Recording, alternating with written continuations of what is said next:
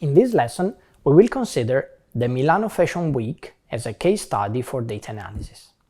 The purpose of this study is to discover correlations between location of events, movements and interest of visitors, and the popularity of the brands. This animation shows the day-by-day evolution of the posts on Instagram in the weeks surrounding the Fashion Week, as well as the location of the Fashion Week venues. The posts are represented by blue dots, while the events are represented by red stars.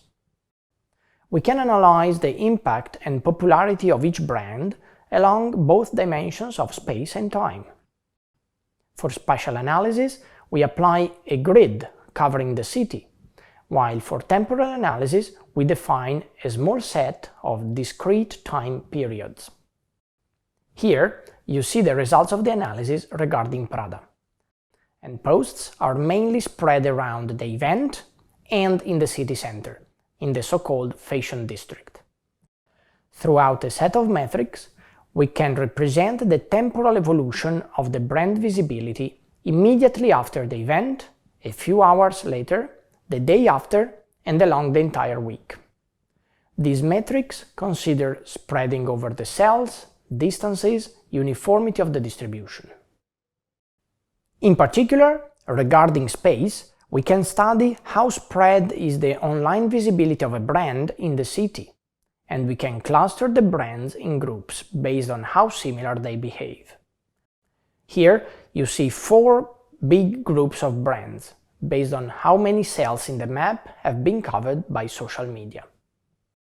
Regarding the response along the time, we can calculate a causality index between the physical event and the social media reaction. The diagram shows the event as a red spike and the response on Instagram in blue and Twitter in green. The GRANGER causality method calculates where there has been some kind of cause-effect relation between the two facts. Here we can see that Versace features a strong immediate reaction just after the event, and then the visibility quickly drops.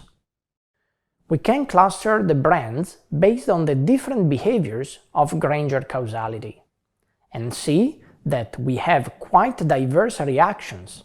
Some of them are triggered immediately, while some others have relevant delays, and others even show a subsequent long-term reaction.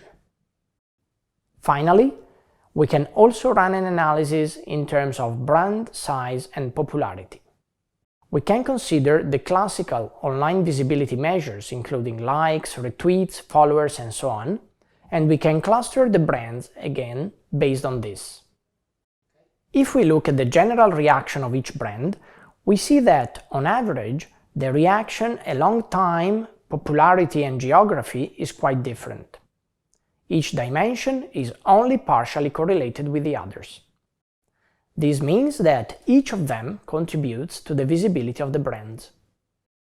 Summing up what we have learned from the experiences presented, I think we can conclude that it's extremely important to instrument events, processes and products with as much data collection power as possible. In this case, we have seen that size and popularity of a brand is not the only success factor anymore.